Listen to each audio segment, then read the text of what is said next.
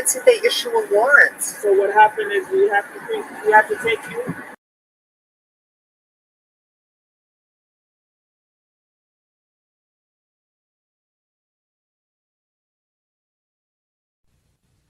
Hi, I'm Ben Graber, a proud Democrat running to be your congressman. As state representative, county commissioner, and mayor of Broward County, I have nearly 2 decades of experience getting things done here in South Florida. Too many in Congress have forgotten just how important results are. Too many in Congress have put their own interests before the best interests of this country. I'm Ben Graber, and I approve this message because I want to put you first.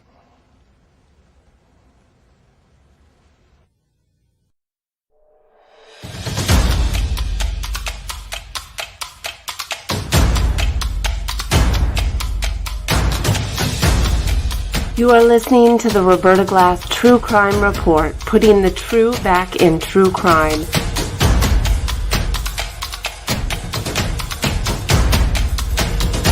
From New York City, Roberta Glass is now on the record.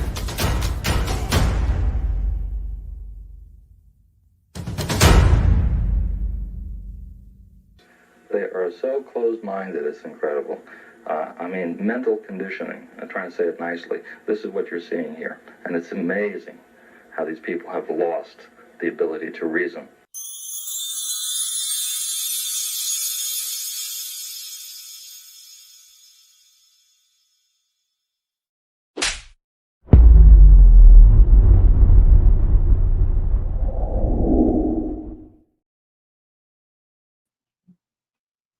Okay. How is everybody?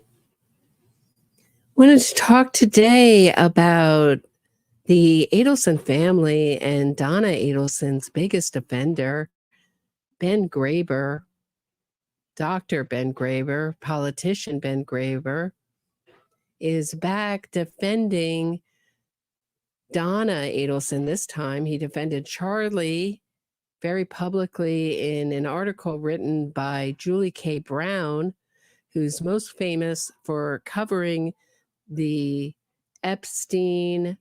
Jeffrey Epstein Maxwell case. I sat next to her in the Ghislaine Maxwell trial. Didn't care for her too much. And she basically took Ben Graber's word as gospel that this was a 5-star family, credible family, and that Charlie Adelson, he had his own theory that oddly contradicted the defense's theory, that it was a love triangle between Sigfredo Garcia and Katie and Charlie that made Sigfredo go out randomly on his own. This may have been a better defense theory than what Charlie ultimately went with, and had him, I guess, kill Dan Markel and frame Charlie Adelson for it as a way to get back at him. That's his theory. But it certainly wasn't the theory that Charlie testified under oath to in court. But he is back at it again on Twitter, and it was his interaction with the Gibbers channel. And if you're not subscribed to them, I would highly recommend you do that.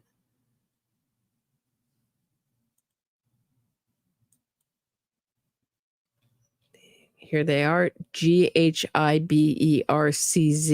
Gibbers. That's of course, a play on Wendy Adelson's testimony where she, in one of the first trials, I think it was Katie's first trial, maybe the second one. Was it the second?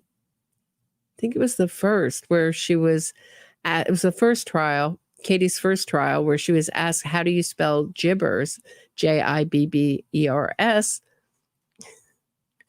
And Wendy's like, I don't know how you spell it. And Georgia Cappleman quickly said, well, didn't you have Dan Markel programmed into your phone under the name Jibbers? And now you're pretending not to know how to spell it? Yeah, she's like, I guess you would spell it Jibbers. Great moment in that trial. So, hey, Ben Graber, your first narrative op-ed was Charlie was an innocent ADHD riddled victim of a love triangle turned extortion. Now you're saying Charlie lied to Donna Adelson and kept her in the dark about Dan Markel's murder. What changed? And here Ben Graber replies, Donna is not Charlie. His case prejudices Donna's case. I love that he's like just seeing this as like defense theories, like not as the truth. Like, hold on, I'm just picking up random theories when they're handy to me, guys. It doesn't have to be the truth. There doesn't have to be any kind of clear line through Charlie's trial to Donna's trial. Donna was exploited by the multiple situations in Charlie's case that did not involve her and her good nature. Her good nature, guys. Charlie's case will reemerge if the appeal prevails. Donna's case will be determined or should be determined on her own merits. That's the difference. Try again, Ben Graber. You literally tweeted earlier today she was lied to by her son or kept in the dark. She was exploited. So illuminate us. What were Charlie's lies to her? Either or, no one really knows, do we? I believe the opinions of the prosecutors are questionable at best. So that's a sort of a really interesting window into his psyche there. He may have some kind of personal problem with the DA's office,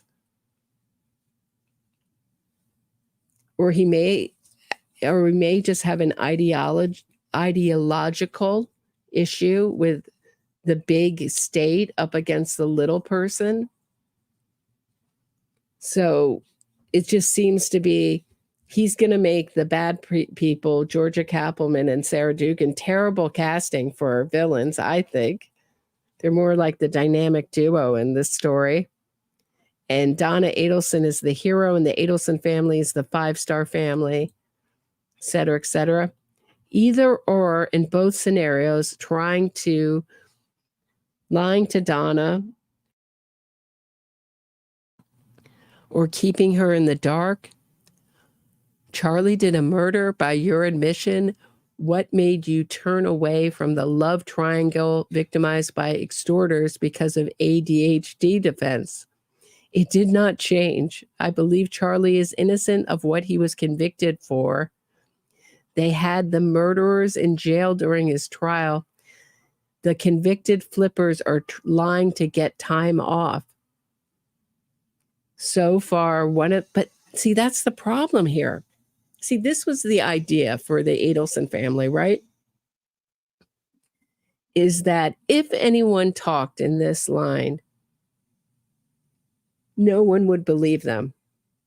So who would believe the Latin king, head of his, little Latin king group, and Sigfredo Garcia, who had an extensive rap sheet? I'm not saying convictions, but rap sheet at that time, up against the five-star Adelson family.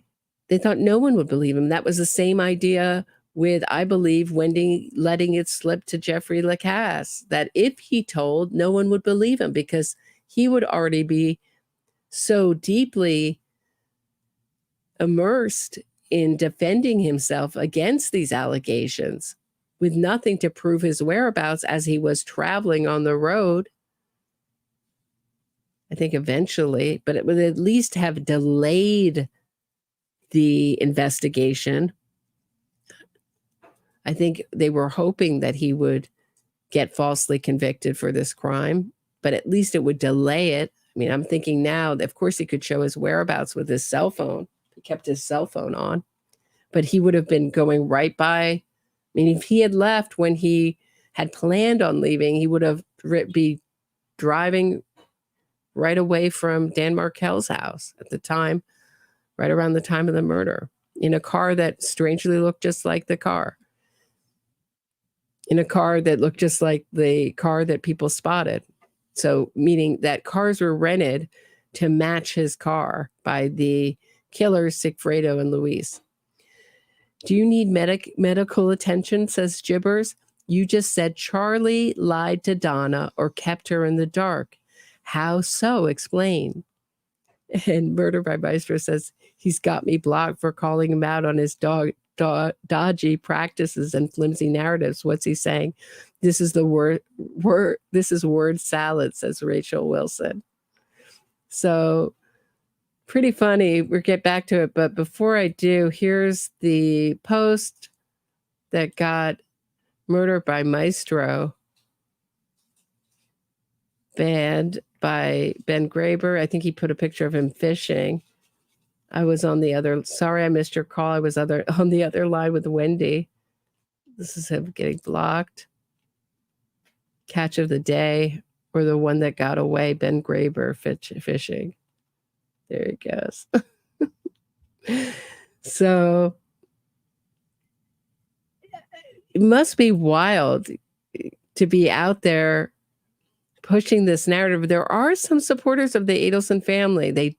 I have seen them, but they are really like 0.111% of the audience of my YouTube channel. They're out there, but very, very small percentage of people. Will continue to look on what he's posting. He also got into it with the Justice for Dan people today. But before we do that, let's take a look at your comments. We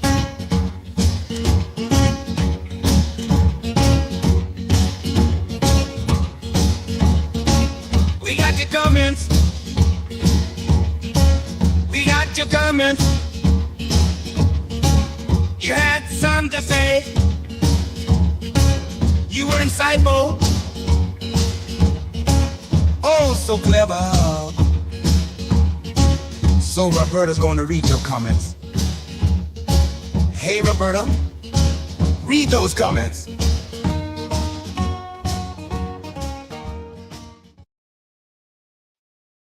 By the way, I just wrote Patty of Patty's Playhouse, a theme song. I don't know if you guys want to hear that.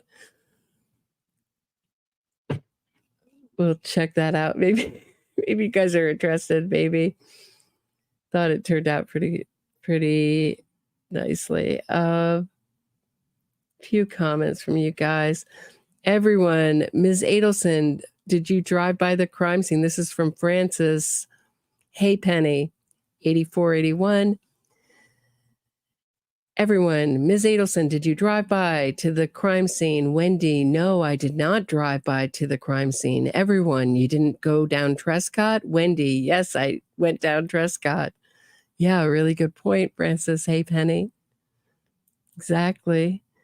Gina Ross, 6382 says, you often make me laugh while listening to your podcast, but your letters at the end always bring tears to my eyes. Such an impactful way to convey that while some aspects of this case are laughable, you never lose sight of the bottom line.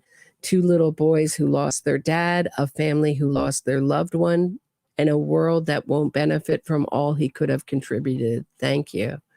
Thank you, Gina Ross. So I was asking how, so Annette Elliott asks, how can one betray a killer? It's a good question, right? So I was saying that the Adelson family, or Donna Adelson, Charlie Adelson, Harvey Adelson, Wendy Adelson, basically the whole Adelson family were betrayed by Scott Radius and his handing over his text messages all before and after. You can check that out in my episode, Adelson. I think it's Donna's what is it called? Donna gets betrayed by a family friend, I think, something like that. So back to Ben Graber.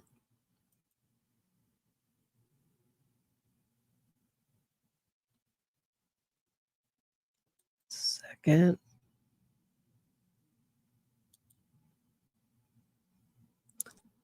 So on his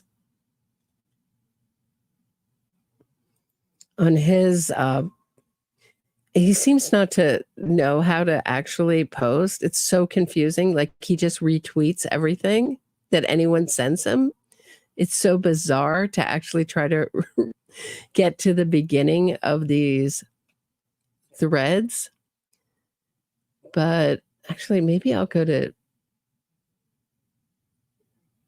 Justice for Dan and their replies to see. To get to the beginning of it, because it's a little bit they were really just going back and forth with Ben Graber here. Fancy Fiction just posted a new discovery. Oh, I've already shown that. Okay. So it's old. Okay. Oh, cruel. Okay.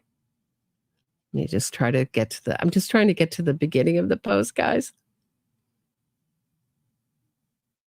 More on the Dan Markel murder.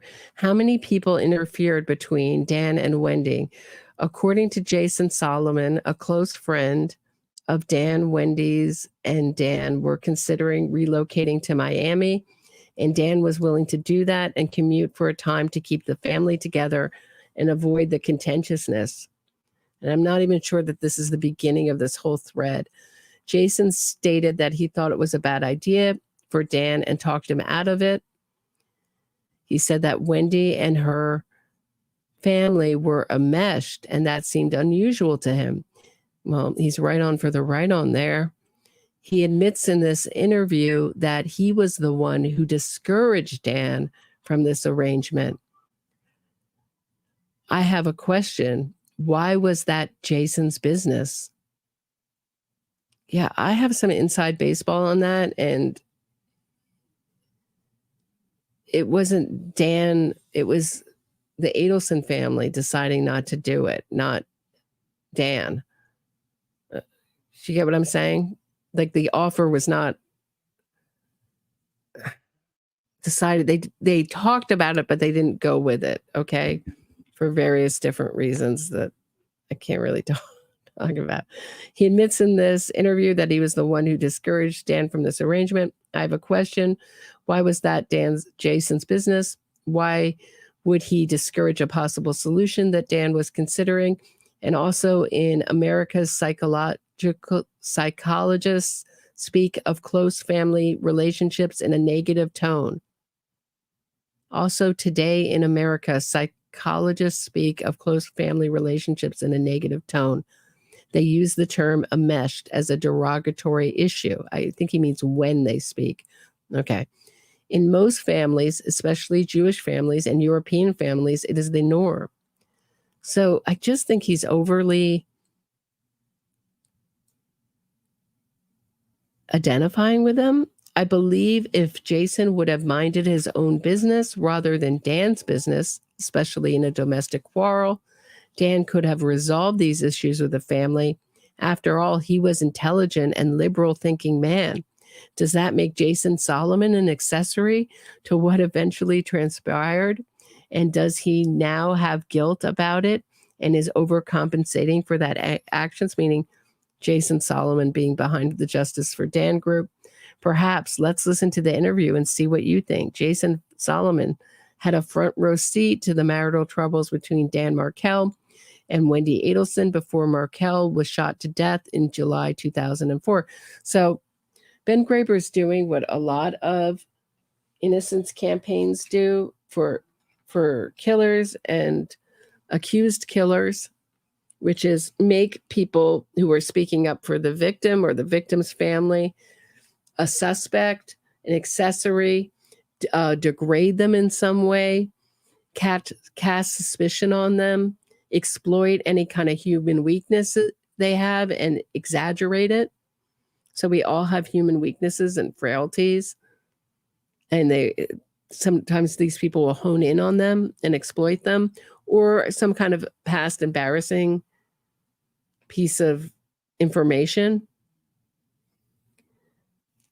This is neither of those things, though. It's just his role in the Justice for Dan group. So he's trying to cast suspicions on his motivation and try to make people look at Jason Solomon and not at the Adelson family. I think this is all in vain. He's a lone one voice out in the wilderness. And at one time he had some power in the Miami area, but I don't think he has that anymore. Solomon and Markel had become friends and were both married to ambitious women. Law and Crimes, Anjanette Levy talks with Solomon about his friend, the Justice for Dan Markel Facebook page he founded, YouTube 2 months ago. And I think we watched that. To clarify, this was a post-divorce suggestion by Wendy and, of course, Donna, that they all move to Miami and Dan commute back to his job in Tally, many miles away. It was not about keeping the family together. I was one of many friends, and I assume family, who pointed to the downsides of this plan. That's what friends do when asked for advice. But it was eventually, the offer was rescinded. Okay, so FYI, many professionals commute to Tallahassee from South Florida on a regular basis. Oh, that's easy. Lobbyists, legislators, staff, etc. During my 8 years as a state legislator, I commuted regularly to Tallahassee and maintained offices there and in my Broward County district, with my family remaining in Broward. I also maintained an active solo medical practice in Broward as well. And then he also got in trouble for giving, he was a gynecologist, for giving a medical procedure to a victim, a child victim of a crime. I think you know what I'm talking about, right? What a gynecologist would do. That would be a medical procedure. Highly controversial one, and not turn in the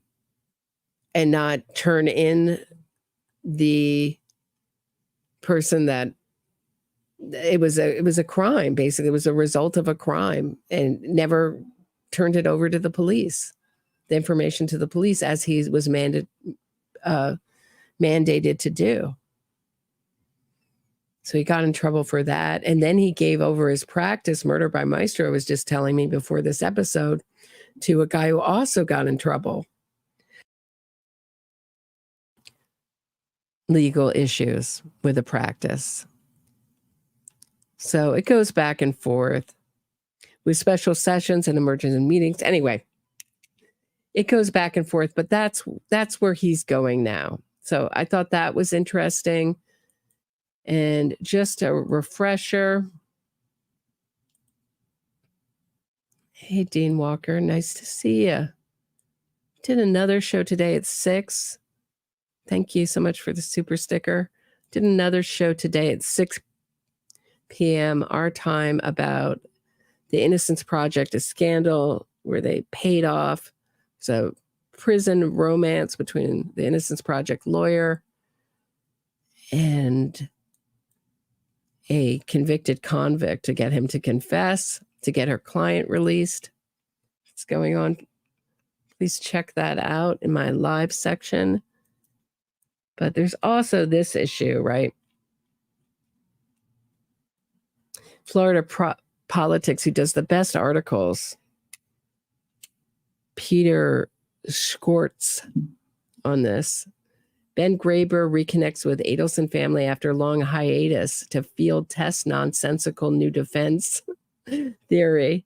Let's set the record straight on the opinion piece authored by Ben Graber in the Tallahassee Democrat and quoted by the Miami Herald. Here's the background on who Ben Graber really is relative to the Adelson family. Authorities have named multiple members of the family as involved in the 2014 murder of FSU law professor Dan Markel, including Wendy, the victim's ex-wife, along with her brother Charlie, who was convicted of the murder in November, and her mother Donna, who was arrested while trying to flee to a non-extradition country about a week later. Graber represented himself as a friend of the Adelson family for 40 years. Not so.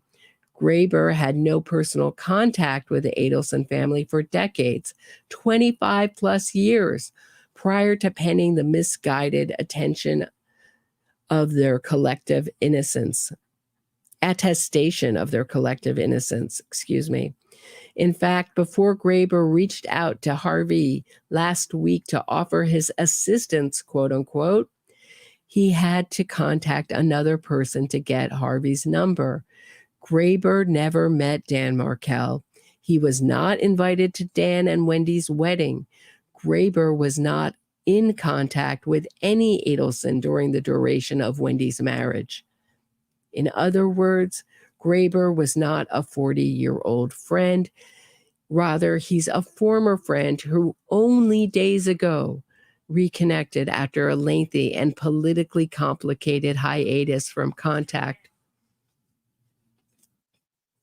Sorry, 1 second. And it gets weirder from there. Graber's narrative about the true motive for the murder, what he described as a twisted love triangle between Charlie, Catherine McBanawa, convicted of her role as the middleman in the conspiracy, and Sigfredo Garcia, convicted for shooting Markel, is a figment of Graber's imagination and directly contradicts the sworn, albeit unattainable, testimony of Charlie Adelson, the defendant himself.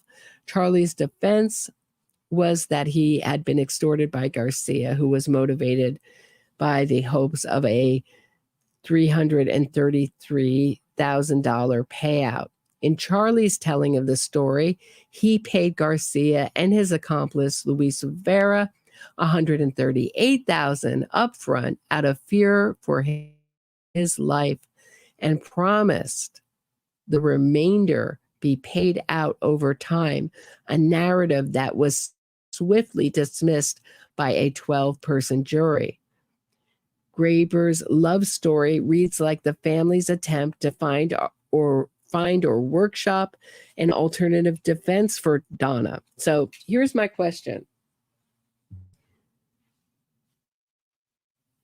So there was problems because the Markel family backed their family friend Weinstein, who's a family judge, when he ran against Graber in the primaries. So that's the source of the split between them. But here's my question. Is this going to be the new defense? Is this going to be the surprise defense?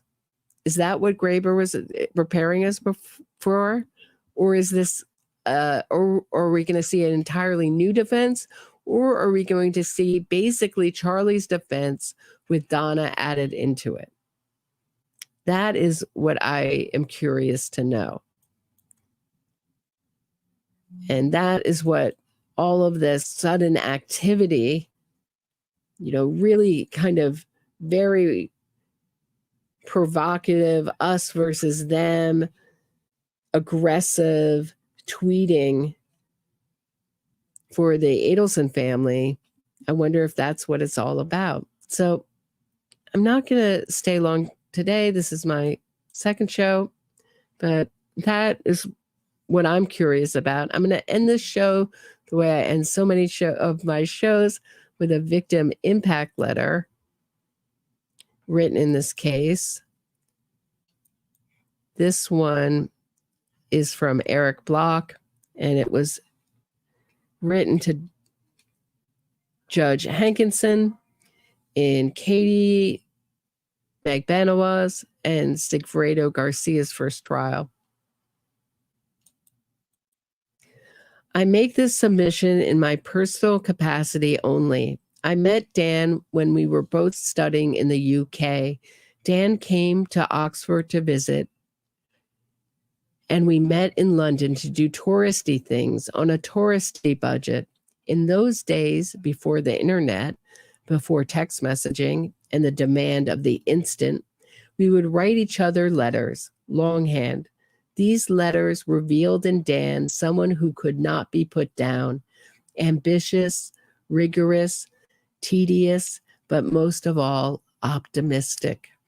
More than anyone, he loved life. Years later, when I moved back to Toronto, we would reunite here, mostly on the Jewish high holidays, where we both were enthralled by a particular rabbi. After the service, in which he would seemingly simultaneously pray devoutly and chat unrelentingly, he would invite himself over to our home. The time meant the world. That time meant the world. Dan was keen to ensure that I was making the right career choices, defending the right defendants, seeking pro bono opportunities, etc. But he also showed himself to be vulnerable, asking my thoughts on his trajectory in life and love. On May 26, 2005, Dan wrote with, quote, exciting news, albeit somewhat belatedly. Last Thursday night, in a beautiful village overlooking the Kinneret Lake in Israel, Wendy Adelson agreed to marry me, making me the luckiest guy I know, unquote. After Dan married and had children, we would continue to speak and see each other. It was clear Dan was singingly devoted to his children. He was keen to instill in them what he called Yeshidic, which I inferred to mean a combination of both Jewish culture, Woody Allen, bagels, etc., and Jewish religion, Torah and tradition. He was happy for me when I told him that my children were attending the same Jewish school as his sister's children.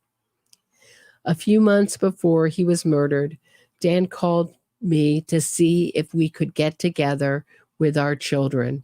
He wanted our children to be friends, and so did I. Dan's murder was a jolting shock that continues to painfully reverberate for me. I am heartbroken that Dan's children lost their father. When I see Dan's sister at school, I am ashamed to admit that I cannot look her in the eye.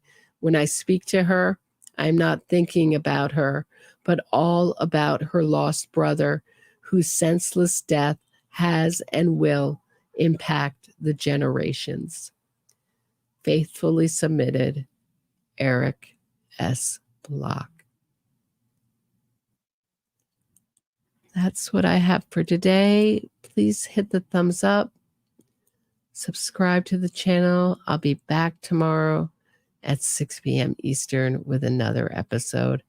Have a great night, everybody.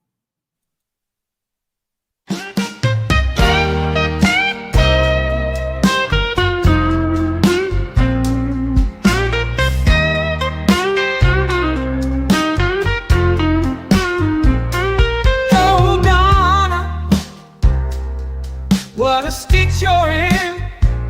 You plotted a murder 'cause you wanted to raise your daughter's kid. Tallahassee is just a stop on the way to civilization. Miami is where all the fancy people are at. The TV is a Power 5. You can't get away from that.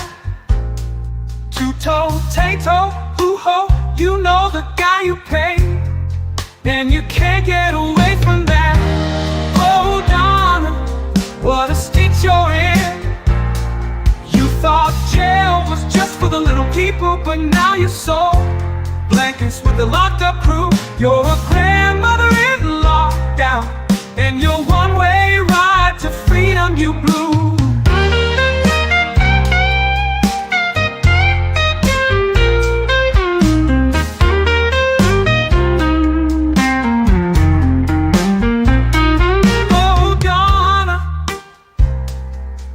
what a stitch you're in.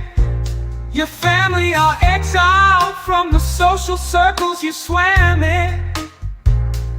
We all know you never made that banana bread or offered to babysit for Dan, but you'll soon be making license plates and thinking about